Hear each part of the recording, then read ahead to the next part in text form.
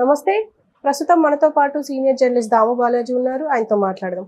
నమస్తే సార్. నమస్తే సార్, షర్మిల చీర గురించి, అంటే పసుపు చీర కట్టుకొని చంద్రబాబు నాయుడిని కలిసింది, అది ఎప్పుడో, దాని గురించి ఇప్పుడు మాట్లాడుతున్నారు అని చెప్పేసి జగన్ పైన విమర్శ చేశారు. అండ్ ఇంకొక క్వశ్చన్ ఏంటంటే, FIR copy YSR name FIR లో జాయిన్ చేసిన వాళ్ళతో తిరుగుతుంది అని చెప్పేసి షర్మిల అన్నారు వైఎస్ జగన్. అలాగే వైఎస్ జగనే ఆయన పేరుని రిజిస్టర్ చేసిండ్రు అని చెప్పేసి కూడా అంటున్నారు. అసలు ఏ కాంటెక్స్ట్ లో ఇవన్నీ జరుగుతున్నాయి అంటారు? ఏ కాంటెక్స్ట్ అంటే, ఇప్పుడు వైఎస్ఆర్ అనేది ఒక బ్రాండ్. ఆ బ్రాండ్ ఎవరికి చెందుతుంది, ఆ బ్రాండ్కి ఓనర్ ఎవరు అనేది ఇప్పుడు ఆంధ్రప్రదేశ్లో నడుస్తుంది.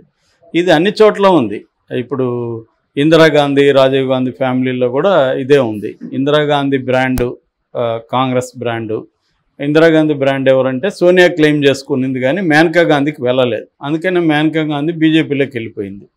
అట్లాగే మనకి ఇక్కడ చూసుకున్నప్పుడు ఎన్టీఆర్ బ్రాండ్ వాళ్ళ కొడుకులకి పోలే, అల్లుడికి వెళ్ళిపోయింది, చంద్రబాబుకి వెళ్ళిపోయింది. ఎన్టీఆర్ బ్రాండ్ వాళ్ళ కొడుకులకి వెళ్ళలేదు. ఇట్లాగా బ్రాండ్ అనేది మనకు అనేక మన దేశ రాజకీయాల్లో ఇప్పటికి కూడా ఫెడరల్ సెటప్ ఎక్కువ ఉంటుంది. కాబట్టి తండ్రుల పేర్లు ఎవరు వాడుకోవాలి, తల్లుల పేర్లు ఎవరు వాడుకోవాలి అనే ఒక బ్రాండ్ని మీద క్లెయిమ్ చేసుకోవడానికి ముఖ్యంగా రాజకీయాల్లో, వారసత్వ రాజకీయాల్లో ఇవి కామన్ అనమాట. ఇప్పుడు మనకి తమిళనాడులో చూస్తే కరుణానిధి కొడుకులు ఇద్దరు, అళగిరి అండ్ స్టాలిన్కి బ్రాండ్ వచ్చింది తప్ప అళగిరికి రాలే. అళగిరి ఎంతో ట్రై చేస్తాడు కానీ రాలేదు. అట్లా వైఎస్ఆర్ బ్రాండ్ అనేది జగన్కి వెళ్ళిపోయింది ఆల్రెడీ. ఇప్పుడు దాన్ని లాక్కోవాలని షర్మిల ట్రై చేస్తుంది. కూతురుగా నాకు వైఎస్ఆర్ బ్రాండు నాకు కావాలని చెప్తుంది. అందుకని జగన్ అసలు వైఎస్ఆర్ వారసుడే కాదు. ఎందుకంటే వైఎస్ఆర్ స్కీములు ఏవి కూడా అతను అమలు చేయట్లేదు. వైఎస్ఆర్ లాగా ప్రజలకు అతను మంచి చేయట్లేదు. కాబట్టి అతను వైఎస్ఆర్ వారసుడు కాదు, నేనే వారసురాలని ఆమె క్లెయిమ్ చేసుకోవడానికి నానా బాధలు పడుతుంది. దాన్ని జగన్ దెబ్బతీయడం కోసం నిన్న పులివెందుల్లో, ఇప్పటివరకు మాట్లాడలేదు జగన్ ఈ విషయాలు. పులివెందులు ఎందుకు మాట్లాడుతున్నాడంటే, పులివెందుల్లో ఎంతో కొంత, పులివెందులు కావచ్చు, కడప కావచ్చు, ఎంతో కొంత డ్యామేజ్ జరిగే అవకాశం ఉంది తను మాట్లాడకపోతే. ఎందుకంటే అక్కడ వైఎస్ఆర్ ఫ్యామిలీ పట్ల లాయల్టీ అనేది విపరీతంగా ఉంటుంది. కడప జిల్లాలో విపరీతంగా ఉంటుంది. సో అక్కడ ఈమె ఇద్దరు చెల్లెళ్ళు వచ్చి పెద్ద ఎత్తున అక్కడే కూర్చొని చేస్తున్నారు. వీళ్ళకి తెలుగుదేశం సపోర్ట్ చేస్తుంది. అందుకనే కడపలో కూడా తెలుగుదేశం నుంచి వీక్ క్యాండిడేట్ని నిలబెట్టడం ఇవన్నీ జరుగుతున్నాయి.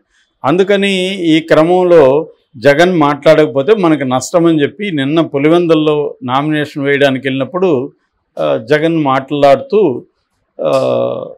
ఏ వైఎస్ఆర్కి వ్యతిరేకంగా వైఎస్ఆర్ బద్ధశత్రువుగా ఉన్న చంద్రబాబు ఇంటికి పసుపు చీర కట్టుకొని వెళ్ళి ఈమె వైఎస్ఆర్ వారసురాలు అన్నట్టుగా మాట్లాడాడు. వీళ్ళ వైఎస్ఆర్ వారసురాలు అన్నారు అన్నమాట.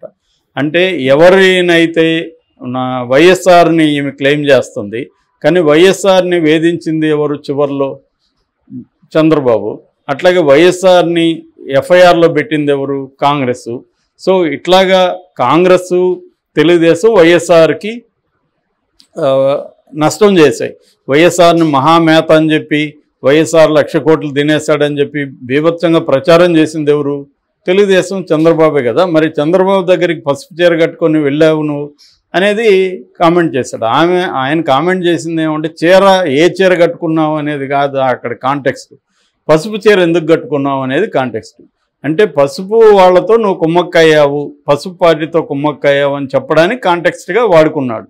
ఆమె కూడా ఆ రోజు ఇప్పుడు మహిళలు శారీలు ఏదో, మగవాళ్ళు అయితే ఇట్లా చేయబట్టి షర్ట్ ఏది ఉంటే అది వేసుకొని వెళ్ళే వాళ్ళు ఉంటారు, కానీ మహిళలు ఎవరు శారీలు అంత ఈజీగా నోటికి వచ్చిన శారీ కట్టుకోబోరు.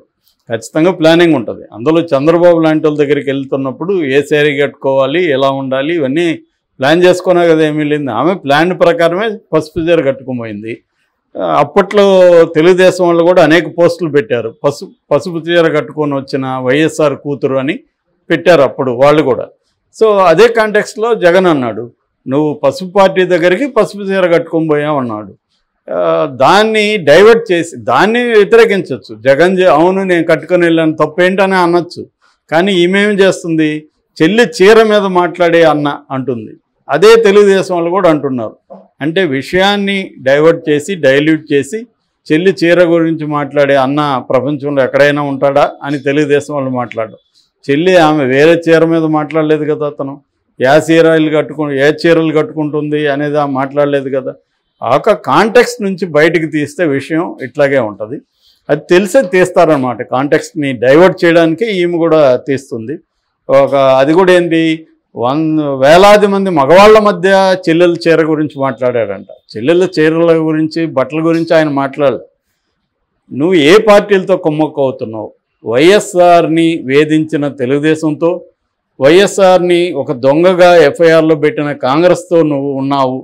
నువ్వు ఎట్లా వైఎస్ఆర్ని క్లెయిమ్ చేసుకుంటావు అనేది కదా అతను మాట్లాడిన కాంటెక్స్టు. అదే ప్రజల్లో కూడా అదే అభిప్రాయం ఉంది కదా. దాంతో ఇప్పుడు ఏమైందంటే ఈమె ఏం చెప్తుంది మళ్ళీ సమాధానంగా, చీరలది డైవర్ట్ చేసి అదేదో మాట్లాడుతుంది. రెండవది, ఈ ఎఫ్ఐఆర్లో పెట్టింది కాంగ్రెస్ కాదు, జగనే పెట్టించాడు సుధాకర్ రెడ్డి అనే లాయర్ ద్వారా. ఆ తర్వాత సుధాకర్ రెడ్డికి అడిషనల్ అడ్వకేట్ జనరల్గా పోస్ట్ కూడా ఇచ్చాడు అని ఇప్పుడు నెరేటివ్ తీసుకొస్తుంది. కానీ ఈమె మాట్లాడిందే వీడియోలు ఉన్నాయి. ఏమని, కాంగ్రెస్ అప్పుడున్న కాంగ్రెస్ కాదు, వైఎస్ఆర్ ఉన్నప్పుడు కాంగ్రెస్ కాదు, కాంగ్రెస్ వైఎస్ఆర్ని దొంగగా ఎఫ్ఐఆర్లో పెట్టింది, అటువంటి కాంగ్రెస్ను మనం సపోర్ట్ చేయాలి అని ఆమె తెలంగాణలో మాట్లాడిన వీడియో ఉంది. మరి ఈమె కాంగ్రెస్ వైఎస్ఆర్ పేరు పెట్టిందని అప్పుడు చెప్పి ఇప్పుడు వచ్చి జగన్ పెట్టాడని చెప్తే నమ్మేవాడు ఎవడుంటాడు? మరి అది కూడా ఆమె చెప్పాలిగా. నేను అప్పుడు ఎందుకు చెప్పాను అనేది కూడా ఆమె చెప్పాలిగా. అది చెప్పట్లేదు. అంటే ఇంత యూటర్న్లు తీసుకుంటే ఇవాళ సోషల్ మీడియా యుగం, వీడియోలు ఎక్కడికి పోవు, అన్ని వీడియోలు అక్కడే ఉంటాయి. రెండోది, ఇప్పుడున్న సోషల్ మీడియా నెట్వర్క్ కూడా ఎలా ఉంటుంది, రెండింటిని పెడుతున్నారు. సో పసుపు చీర అనేది కాంటెక్స్ట్ మాట్లాడింది. తర్వాత ఇది కూడా ఆమె కౌంటర్ చేసుకునింది, తను కౌంటర్ చేసుకున్నాడు. జగన్ కౌంటర్ చేసినట్టు కాదు అది.